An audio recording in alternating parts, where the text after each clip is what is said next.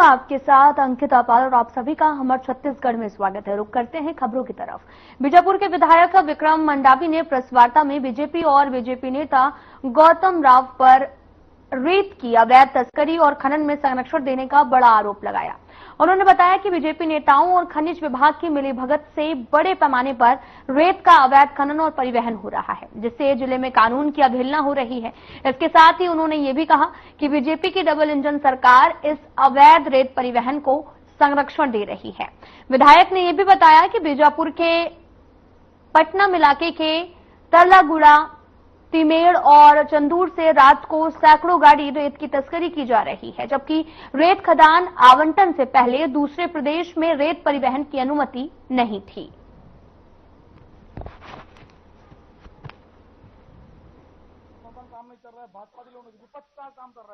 जो अवैध कारोबार कर रहे हैं उन्हें बचाने का काम कर रहे हैं, लेकिन ठीक उलट इसके यही खनिज के अधिकारी जब कोई ये ग्रामीण गरीब व्यक्ति अपने दैनिक उपयोग के लिए घर बनाने के लिए एक ट्रिप रेती ट्रैक्टर में ले जाता है तो उसके पूरे धारा और पूरे नियम उनके ऊपर 30,000 40,000 रुपए एक ट्रैक्टर के ऊपर जुर्माना लगाने का काम, 50,000 तक भी जुर्माना लगाने का काम ये खनिज विभाग के अधिकारी करते हैं। लेकिन वो भाजपा नेता के जो अवैध रेत परिवहन का काम हो रहा है उस पर कोई भी कार्रवाई खनिज विभाग के अधिकारी नहीं कर रहे हैं। हम आज आपके इस प्रेस कॉन्फ्रेंस के माध्यम से सरकार से, प्रशासन से मांग करते हैं कि इस पूरे प्रकरण की निष्पक्ष जांच हो और जो भी दोषी है, चाहे भाजपा से जुड़ा हुआ व्यक्ति हो चाहे अन्य कोई भी हो, उस पर कड़ी से कड़ी कार्रवाई हो और जो रॉयल्टी चोरी हो रहा है, जो राजस्व की नुकसान हो रहा है सरकार को, उसकी भरपाई उन लोगों से किया जाए और शासन प्रशासन बताए प्रशासन कि जो 28 लाख रुपए का जुर्माना हुआ है वो उस पर पटा है या नहीं पटा है। अगर नहीं पटा है तो कब तक पटेगा और पटा है तो कब पटा है, इसकी भी जानकारी प्रशासन को सार्वजनिक तौर पर करना चाहिए।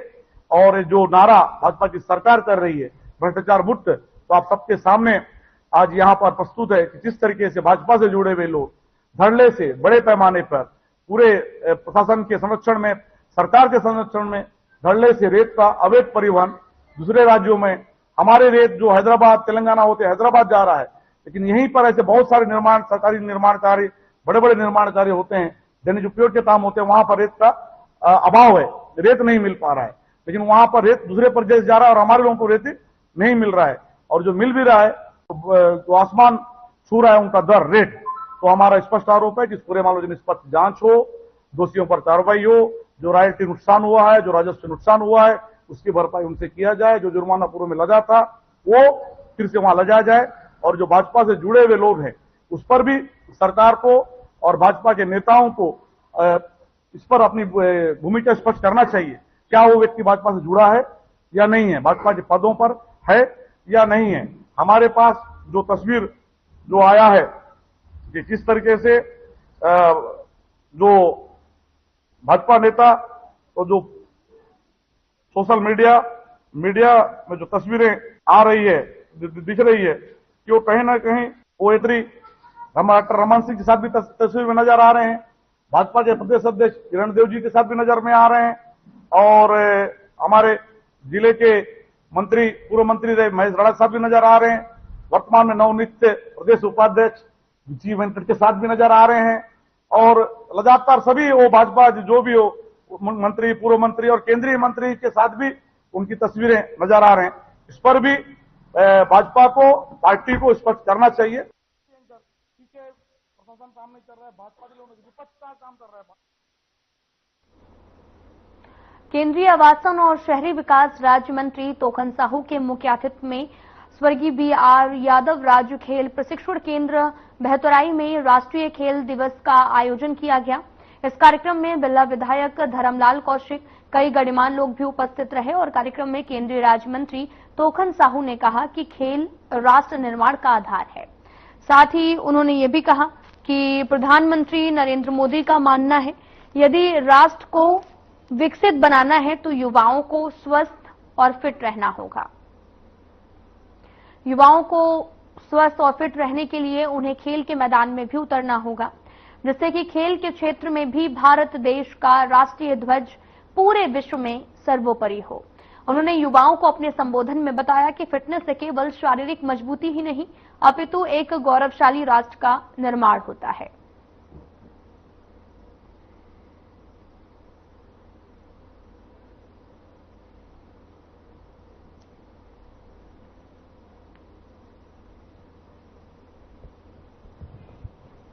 तो आपको बताते चले कि राष्ट्रीय खेल दिवस है आज और इस दौरान कार्यक्रम का आयोजन किया गया। सांसद खेल महोत्सव का आगाज हुआ। दरअसल आज के दिन 29 अगस्त को खेल दिवस मनाया जाता है और इस दौरान तरह तरह के कार्यक्रम जो हैं वो राज्य भर में देखने को मिले हैं। और एक झलक जो आपको दिखा रहे हैं वो बिलासपुर की है, जहां पर राष्ट्रीय खेल दिवस सांसद खेल महोत्सव का आयोजन किया गया, जहां पर बड़ी संख्या में लोग उपस्थित रहे। सांसद खेल महोत्सव आयोजित हुआ और इस दौरान सांसद खेल महोत्सव पोर्टल का भी शुभारंभ किया गया।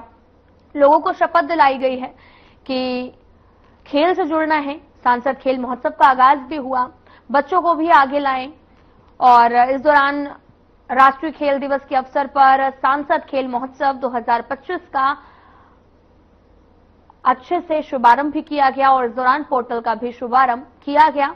जगह जगह से रैली भी निकाली गई है, तस्वीरें भी दिखा रहे हैं जहां पर बड़ी संख्या में लोग और बच्चे, छात्र छात्राएं भी इस दौरान देखने को मिले हैं।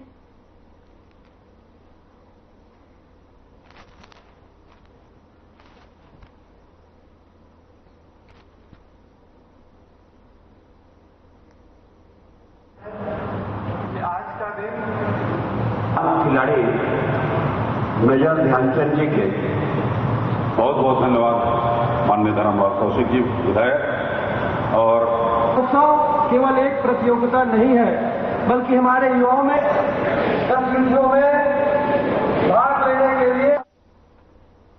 खबर दुर्ग से है, जहां पर हेमचंद्र विश्वविद्यालय में हॉकी के जादूगर मेजर ध्यानचंद के जन्मदिन के अवसर पर खेल में उत्कृष्ट प्रदर्शन करने वाले खिलाड़ियों का सम्मान किया गया है।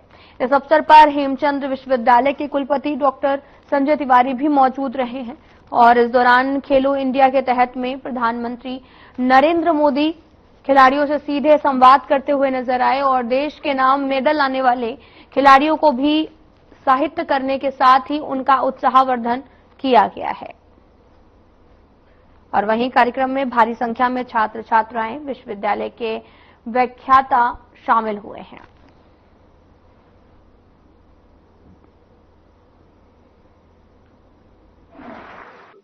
माननीय मुख्यमंत्री श्रद्धेय विष्णुदेव साय जी ने बहुत लंबे अंतराल के बाद जो पिछले 5 साल से हमारे छत्तीसगढ़ के प्रतिभावान खिलाड़ियों को जो खेल रत्न पुरस्कार मिलता था, जो पिछली कांग्रेस सरकार ने बंद कर दिया, उसको पुनः फिर से प्रारंभ किया है। उसके लिए मैं श्रद्धेय विष्णुदेव साय जी का आभार व्यक्त करता हूँ। और दुर्ग के 36 बच्चे जो नेशनल लेवल तक जो गए, अलग अलग स्वर्ण पदक, कांस्य पदक जो जीत के आए हैं, विजेता बन के आए हैं, उन बच्चों को मैं बहुत बधाई देता हूँ। उनके उज्जवल भविष्य की शुभकामना देता हूँ और अपेक्षा करता हूँ कि आने वाले समय में हम लोग दुर्ग में बहुत सारे ऐसे खेल के इंस्टीट्यूट तैयार कर रहे हैं जिसमें यहाँ के बच्चों को खेल कूद का बहुत प्रोत्साहन मिलेगा। ऐसा मैं विधायक रहते हुए बैडमिंटन वो बना, को भी मैदान दिया हुआ, अब आप मंत्री बन गए हैं, क्या आपको नया होगा शिक्षा के अलावा विधायक रहते हुए स्पोर्ट में ले जा रहे हैं? दुर्ग शहर में हम बहुत नवाचार करने वाले हैं। एक नया दुर्ग दिखेगा लोगों को। आज हम सबके लिए, पूरे भारतवासी के लिए बहुत बड़ा दिन है और जो राष्ट्रीय खेल है हॉकी और उसके जो जादूगर थे मेजर ध्यानचंद जी का जन्मदिन है और उसी के जन्मदिन को हम लोग खेल दिवस के रूप में मनाते हैं। और आज उन सभी खिलाड़ियों को जो देश के लिए खेलते हैं और देश के लिए जो पुरस्कार लेके आते हैं और देश को जो ऊंचे स्थान में लेके जाते हैं, उन सभी को मैं आज उनका सम्मान करता हूँ, उनको प्रणाम करता हूँ, उन सभी को बधाई देता हूँ। और आज हमारे देश के प्रधानमंत्री और हमारे प्रदेश के मुखिया लगातार खिलाड़ियों को आगे बढ़ाने के लिए, उनको प्रोत्साहन करने के लिए खेल में लगातार सुधार का कार्यक्रम कर रहे हैं, प्रोत्साहन कर रहे हैं। और हमारे देश के प्रधानमंत्री उन सभी खिलाड़ियों को उनसे सीधा डायरेक्ट बात करते हैं, देश के लिए जो मेडल लेके आते हैं उनको जो प्रोत्साहन करने का काम। और सभी को लगातार हमारे देश के खिलाड़ी खेलो इंडिया के तहत और गांव-गांव में, आज खेलो इंडिया के तहत गांव-गांव में खिलाड़ी लोग आ रहे हैं, उभर के आ रहे हैं और गांव में हमारे प्रतिभाएं जो छुपा हुआ था वो कहीं कहीं बाहर आने का इस खेल के माध्यम से हो रहा है। आने वाले समय में निश्चित तौर में हम देखेंगे पदक तालिका में हमारा देश सबसे ऊंचा रहेगा, सबसे आगे रहेगा। बिहार में राहुल गांधी के वोटर यात्रा में पीएम मोदी के खिलाफ कांग्रेस नेता ने टिप्पणी की उनके और उनके माता के खिलाफ, क्या कहेंगे? जिस परिवार, जिस पार्टी का न सभ्यता है, न संस्कार है, न संस्कृति है और जिस पार्टी का जन्म ही गलत हुआ है, उस पार्टी के बारे में क्या बोलोगे आप? हम सब जानते हैं कि राष्ट्रीय खेल दिवस का आयोजन किया गया है और हमारा विश्वविद्यालय जो है प्रतिवर्ष जो है जो विश्वविद्यालय से संबंधित जो विद्यार्थी हैं जो राष्ट्रीय स्तर पर खेलों के अंदर उत्कृष्ट प्रदर्शन करते हैं, उनका सम्मान समारोह भी करते हैं। तो हम लोगों ने तय किया है कि ये सम्मान समारोह राष्ट्रीय खेल दिवस के अवसर पर ही करेंगे। तो आज ऐसे खिलाड़ियों को यहाँ पर सम्मान समारोह रखा गया था और उनको प्रेरणा दी गई थी, क्योंकि आप सब जानते हैं कि खेलो इंडिया मिशन और फिट इंडिया मिशन जो है उसके माध्यम से पूरी तैयारी हमारी जो है वो 2036 में ओलंपिक खेल भारत में हो, इसके लिए है। तो जैसे कि हमारे दुर्ग क्षेत्र के बच्चे जो राष्ट्रीय स्तर पर अच्छा कर रहे हैं उनको प्रेरणा भी मिल सके, उस आधार पर कार्यक्रम को रखा गया था। और सबसे महत्वपूर्ण यहाँ पर यह है कि जो राष्ट्रीय खेल नीति है उसकी जानकारी भी प्रत्येक छात्र को पहुंचे। कि उस नीति का लक्ष्य यह है कि जब 2047 में हम विकसित भारत की बात कर रहे होंगे तो विश्व के प्रथम 5 सर्वश्रेष्ठ जो राष्ट्र होंगे उनके अंदर हम लोग आ सके और भारत एक वैश्विक महाशक्ति बनने जा रहा है। और ये बहुत सुंदर अवसर था, क्योंकि मेजर ध्यानचंद हम सब जानते हैं कि हॉकी के जादूगर रहे हैं और जिन्होंने हमको ये समझाया है कि हम जुनून जो है उसी से हम जो है उत्कृष्टता प्राप्त कर सकते हैं। और यही ओलंपिक का भी है कि एक्सीलेंस, फ्रेंडशिप और रिस्पेक्ट, इसके तहत ये कार्यक्रम का आयोजन किया गया था, जो बहुत अच्छा आयोजन रहा। और छात्रों को ये संदेश भी यहाँ से गया है कि उनको अभी कितनी दूरी आगे तय करना है। तो आज का हमको लगता है ये कार्यक्रम जो है, ये जो हमारा लक्ष्य है कि अंतर्राष्ट्रीय स्तर पर जिस प्रकार से 8-9 सालों के अंदर हमारे भारतीय खिलाड़ी, चाहे वो ओलंपिक हो चाहे पैरा ओलंपिक हो, उस पर भारत का झंडा लहरा रहे हैं। तो निश्चित तौर पर आज के कार्यक्रम के बाद जो हमारे 2036 का जो लक्ष्य है उस तक पहुंचने के लिए हमारे छात्र जो होंगे वो प्रतिबद्ध होंगे। तो हेमचंद विश्वविद्यालय छात्रों के प्रोत्साहन के लिए और जो हमारी युवा महाशक्ति है उसको खेल महाशक्ति में कैसे बदले, इसके लिए कार्य कर रहा है।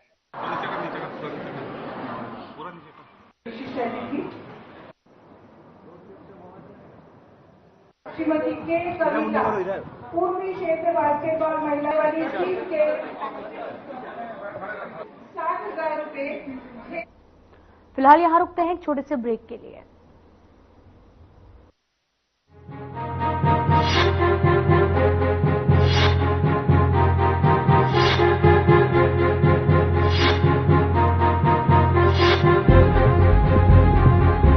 आप जिम जाते हैं, कसरत करते हैं, फिर भी आपकी सेहत नहीं बनती। काजू बादाम किशमिश मेवे प्रोटीन के डिब्बे खाते हैं फिर भी कुछ असर नहीं होता, तो इसका मतलब है आपका पाचन तंत्र खराब है। और जब तक के पाचन तंत्र दुरुस्त नहीं होगा, आप जितना मर्जी अच्छे से अच्छा खा लो, आपकी सेहत नहीं बन सकती। इसलिए हमारी संस्था सन्यासी आयुर्वेदा ने एक ऐसी दवा का निर्माण किया है जो कि आपके लिवर, आपके पाचन तंत्र को दुरुस्त करने का काम करती है, ताकि आप जो भी खाएं उसका पूरे का पूरा निचोड़ आपके शरीर को लगे, आपकी भूख बढ़े, खाया पिया सही से लगे, नया खून बने, हड्डियों में जान आए, वजन बढ़े और आप मोटे तगड़े खूबसूरत पर्सनैलिटी के मालिक बन जाएं। सिर्फ 699 रुपए की पूरे 1 महीने की दवा होती है और आप इसे घर बैठे 011-45454545 पर फोन करके दवा मंगवा सकते हैं। चुलबुलापन जिसकी हर बात में भूल जाए, मेरी जैसी मेरी अपनी पताका चाय, गजब का स्वाद। कुछ पल तुम्हारे साथ बिताए हुए पल मेरे साथ रहेंगे जिंदगी भर। LIC से मिले बीमे की रकम ने ही मेरे नए काम की शुरुआत को मुमकिन बनाया। कुछ पल का साथ बन जाता है जिंदगी भर का साथ। LIC, हर पल आपके साथ।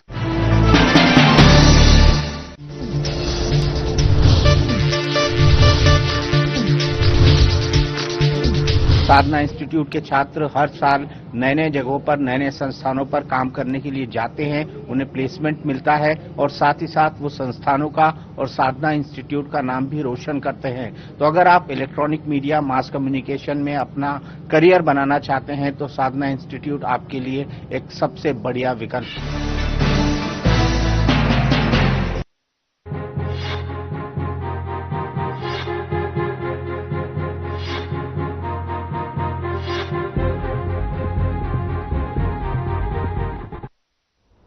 ब्रेक के बाद स्वागत है आप सभी का। रुक करते हैं खबरों की तरफ। प्रदेश अध्यक्ष किरण सिंह देव ने बीजेपी जिला कार्यालय में प्रेस वार्ता की। इस दौरान उन्होंने क्या कुछ कहा, आपको सुनाते हैं। प्रयोग हुआ उसकी जितनी निंदा की जाए उतना कम। मैं बहुत कटु शब्दों में इसकी निंदा करता हूं। अब जब विषय जो है राजनीति में विरोधी दल एक स्वाभाविक प्रक्रिया है, सिर्फ अपने देश में ही नहीं, आप दुनिया के किसी भी देश में और इस तरीके से अपशब्दों का प्रयोग अपने विरोधी दल के नेता और ऐसे नेता जो कि देश के प्रधानमंत्री के पद को सुशोभित कर रहे हैं और पूरे विश्व में सर्वाधिक लोकप्रिय नेताओं में से एक, लेकिन सिर्फ राजनीतिक विरोध के चलते, सिर्फ लगातार 15 वर्षों से सरकार में नहीं आने के कारण ऐसे अपशब्दों का प्रयोग कांग्रेस ही कर सकती है और उसे किया है।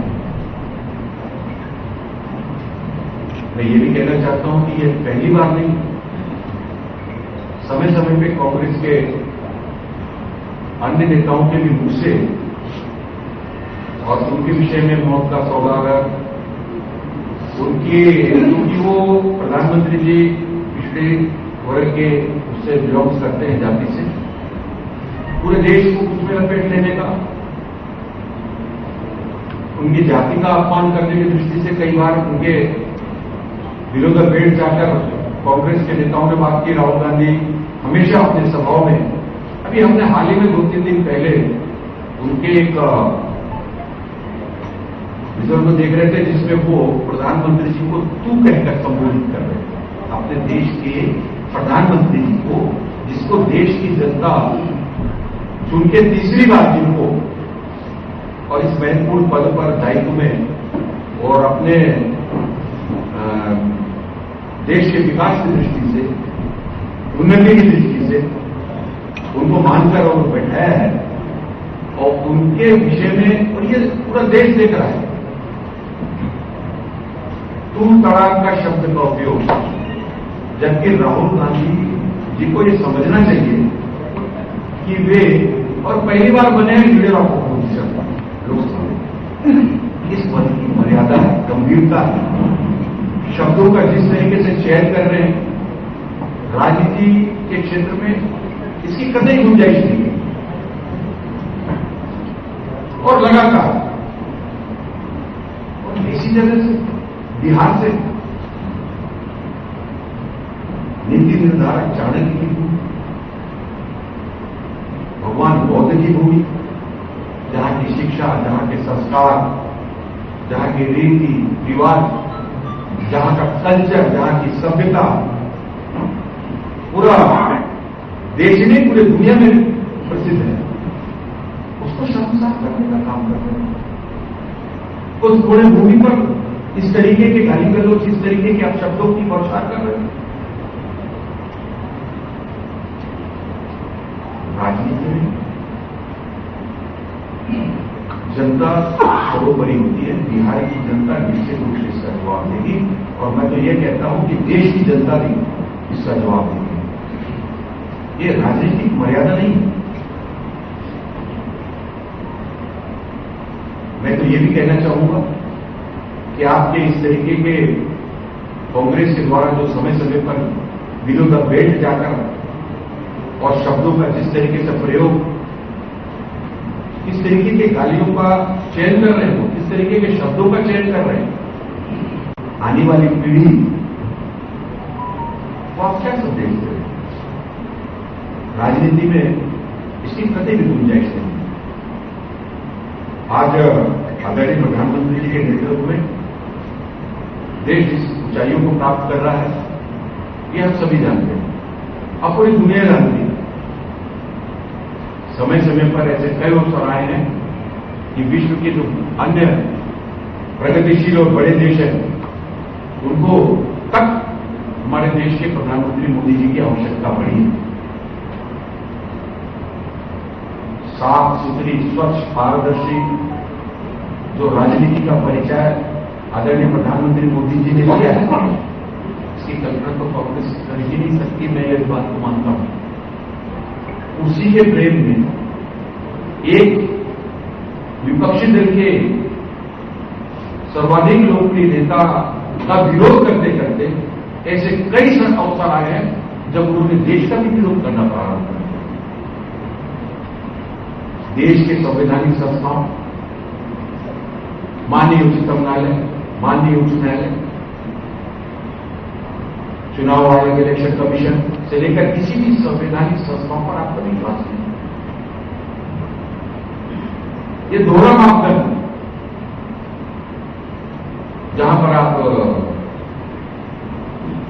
चुनाव जीत जाते हैं, जिस क्षेत्र में, जिस प्रदेश में, वहां सब कुछ ठीक रहता है, और जहां पर आप चुनाव हार जाते हैं, वहां पर किसी न किसी चुनाव आयोग या किसी न किसी संवैधानिक संस्था पर आरोप मांग देते हैं।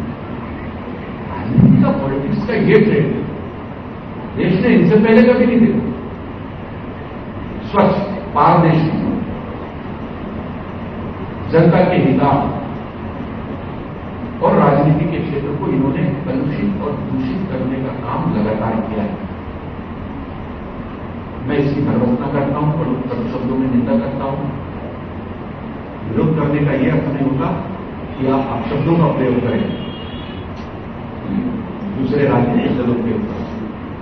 और अब तो ये परंपरा सी बना रखी है, कांग्रेस ने ये परंपरा सी बना रखी है। अभी अभी हमने देखा किस तरीके से ये जब रैलियां निकाल रहे हैं, उसमें प्रधानमंत्री जी को फिर और अन्य लोगों को वोट चोर और ये चोर, और इलेक्शन कमीशन में खेले बिना साक्ष्य के, बिना तथ्य के कोई भी बात को रख देना। इसका एक ही अर्थ होता है कि देश के सामने एक रॉन्ग नैरेटिव आप प्रस्तुत कर रहे हैं। चाहे पिछले लोकसभा चुनाव में हमने देखा उनको, मोदी जी आ जाएंगे, संविधान के साथ छेड़छाड़ हो जाएगा, संविधान परिवर्तित हो जाएगा, आरक्षण समाप्त कर दिया जाएगा, इस तरीके का रॉन्ग नैरेटिव सेट किया। चुनाव जीतने के लिए आप कुछ भी झूठ बोले, सेना के पराक्रम को आप नहीं मानते, रात दिन ये सेनानी और अपने देश की सुरक्षा और हम सबकी सुरक्षा के लिए इस तरीके से और हमारे बॉर्डर्स पे डटे रहते हैं। ऑपरेशन सिंधु, पूरी दुनिया इस बात को मानती है कि बहुत महत्वपूर्ण और बहुत जल्द लिया गया प्रधानमंत्री जी का निर्णय, जिसके फलस्वरूप सेना में और पाकिस्तान में अंदर तक जाकर यहीं से और उनके आतंकी ठिकानों को नेस्त नाबूद किया। ऑपरेशन मानते हैं। पाकिस्तान जो कहता है उनके उसमें अपने शब्द मिलाते हुए लोकसभा में आपके आचरण को, राहुल गांधी जी के आचरण को, कांग्रेस के और इनके अन्य समर्थक दलों के आचरण को पूरी देश और दुनिया देख रही है। लोकसभा एक ऐसा मंदिर है जहां पर की चुनकर जाने वाले बड़ी गंभीरता के साथ पूरे देश के विभिन्न विषयों को, अपने क्षेत्र से के विभिन्न विषयों को वहां पर रखते हैं। देश के विकास की एक रोड मैप तैयार करने में अपनी महत्वपूर्ण भूमिका का निर्वहन करते हैं। ऐसे समय में उनकी भाषा शैली, उनकी बातचीत, व्यवहार, ये पहली बार पूरा देश और दुनिया देख रहा है कि किस तरीके से, और चाहे लोकसभा के आदरणीय अध्यक्ष को की ओर इंगित करते हुए, चाहे प्रधानमंत्री जी, चाहे गृहमंत्री जी, चाहे सरकार को स्वागत है, विरोध का स्वागत है। लेकिन राजनीति को इतने नीचे स्तर पर ले जाकर देश की आने वाली पीढ़ी को यह संदेश देना कि राजनीति में अब अपशब्दों का प्रयोग करना, अव्यवहारिक बातों को करना, और इस तरीके से जैसे कि मतलब एक भय और का वातावरण, एक झूठ का वातावरण पूरे देश में तैयार करने का काम जो ये कर रहे हैं, उससे निश्चित रूप से आने वाली पीढ़ी, क्योंकि हमारे देश, हमारी पुरातन संस्कृति, हमारा कल्चर, हमारी सभ्यता के नाम से पूरे विश्व विख्यात है, ये नई दिशा प्रदान कर रहे हैं। और सिर्फ प्रधानमंत्री जी तक ही सीमित नहीं है, मैंने इस बात को कहा, लोकतांत्रिक तरीके से इस देश में सभी प्रकार की गतिविधियां, हमारा देश विश्व का सबसे बड़ा प्रजातंत्र लोकतंत्र है, और उसको जिस तरीके से विश्व के मानचित्र पर ये दूषित और कलुषित दिखाने की कोशिश कर रहे हैं। विदेशों में जाकर अपने देश का अपमान, अपने देश के नेताओं का अपमान, सरकार के विषय में, सरकार के मुखिया के विषय में, और जिस तरीके से भाषा शैली का उपयोग करते हैं, ये बहुत ही निंदनीय है। मैं बार बार इनके द्वारा किए जा रहे इस तरीके के अपशब्दों का भारतीय जनता पार्टी अपशब्दों में निंदा करती है, और आने वाले समय में और जिस प्रदेश पर अपने जनसभा करके वहां पर देश के प्रधानमंत्री जी के विषय पर अपशब्दों का प्रयोग किया है, उनकी माता के विषय पर अपशब्दों का प्रयोग किया है, निश्चित रूप से ये अक्षम्य है। देश की जनता और बिहार की जनता निश्चित रूप से इसके बदला लेगी। बहुत बहुत धन्यवाद। फिलहाल बुलेटिन में इतना ही। नमस्कार।